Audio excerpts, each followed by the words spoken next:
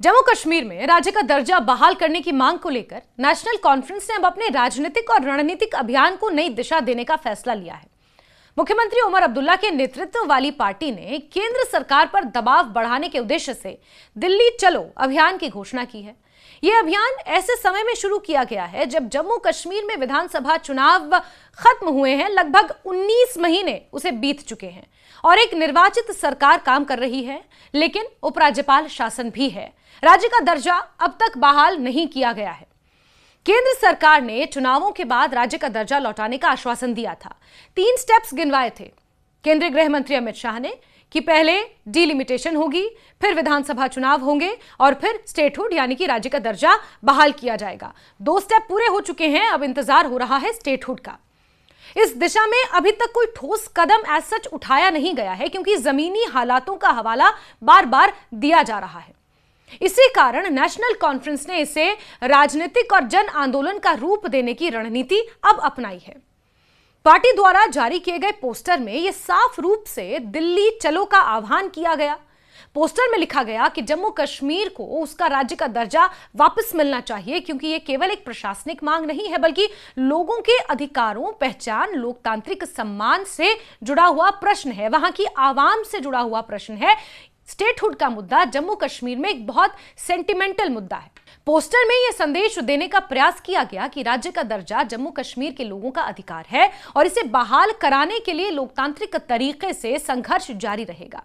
इसमें पार्टी के विधायकों और सांसदों की सामूहिक तस्वीर का इस्तेमाल किया गया, जिससे यह संकेत दिया गया कि पार्टी इस मुद्दे पर एकजुट है और व्यापक राजनीतिक अभियान चलाने के लिए पूरी तरह से तैयार है। दरअसल इस पूरे घटनाक्रम की शुरुआत उस बैठक से हुई जिसमें मुख्यमंत्री उमर अब्दुल्ला ने अपनी पार्टी के विधायकों और 4 निर्दलीय समर्थक विधायकों और सांसदों को एक साथ बुलाया। यह बैठक श्रीनगर से लगभग 22 किलोमीटर दूर स्थित दाचिगाम राष्ट्रीय उद्यान में आयोजित की गई। दाचिगाम अपनी प्राकृतिक सुंदरता और कश्मीर के दुर्लभ हंगुल हिरणों के लिए जाना जाता है, लेकिन इस बार यह स्थान एक महत्वपूर्ण राजनीतिक भविष्य की रणनीति तय करना और राज्य के दर्जे की बहाली के लिए संघर्ष की दिशा निर्धारित करना था। यह नेशनल कॉन्फ्रेंस के लिए जरूरी भी है, क्योंकि स्टेटहुड का मुद्दा एक ऐसा मुद्दा है जिसके आधार पर सरकार सत्ता में आई है। यानी कि कई और वादे तो थे मैनिफेस्टो में, लेकिन स्टेटहुड बहाल करवाना एक महत्वपूर्ण मुद्दा था। विपक्ष भी लगातार नेशनल कॉन्फ्रेंस पर यह आरोप लगाता रहा है कि नेशनल कॉन्फ्रेंस स्टेटहुड की बहाली को लेकर कोई कदम नहीं उठा रही है, जबकि चुनावों के समय स्टेटहुड का नारा जोरों शोरों से गूंजा था। वहीं बैठक के दौरान कई विधायकों ने अपनी नाराजगी और चिंताएं भी सामने रखी। कुछ विधायकों का मानना था कि नेशनल कॉन्फ्रेंस ने केंद्र सरकार के साथ अत्यधिक नरम और समझौतावादी रुख अपनाया है, यानी कि एक तरह से सरेंडर कर दिया है।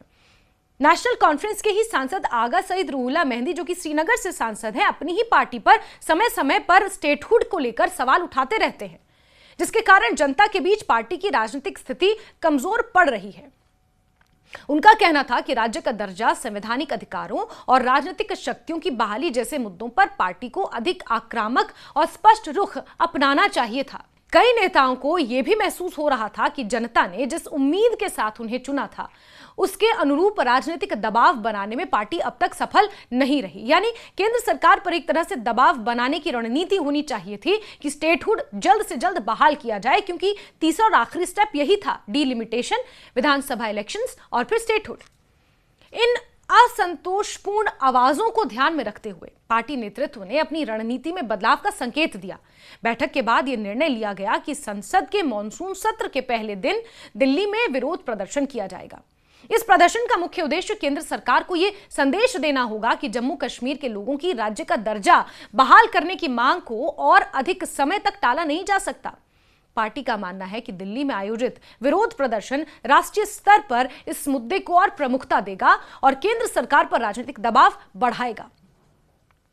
नेशनल कॉन्फ्रेंस का तर्क है कि राज्य का दर्जा समाप्त होने के बाद जम्मू कश्मीर की राजनीति और प्रशासनिक स्थिति में बड़ा बदलाव आया है।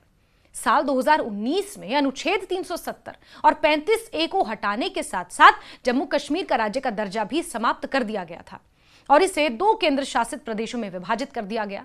उस समय केंद्र सरकार ने कहा था कि यह कदम अस्थायी है और परिस्थितियां सामान्य होने के बाद राज्य का दर्जा बहाल कर दिया जाएगा। यह मामला सुप्रीम कोर्ट में भी है।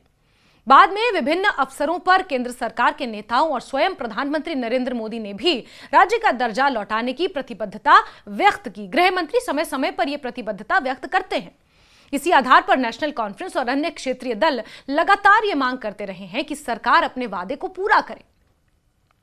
उमर अब्दुल्ला और उनकी पार्टी का कहना है कि लोकतंत्र का वास्तविक अर्थ तभी पूरा होगा जब जम्मू कश्मीर को दोबारा पूर्ण राज्य का दर्जा दिया जाएगा। उनका तर्क है कि निर्वाचित सरकार को तभी पूरी तरह प्रभावी माना जा सकता है जब उसके पास प्रशासनिक और राजनीतिक अधिकार पर्याप्त मात्रा में हो। अभी राजनीतिक अधिकार तो पर्याप्त मात्रा में है, लेकिन प्रशासनिक अधिकार पार्शियली हैं।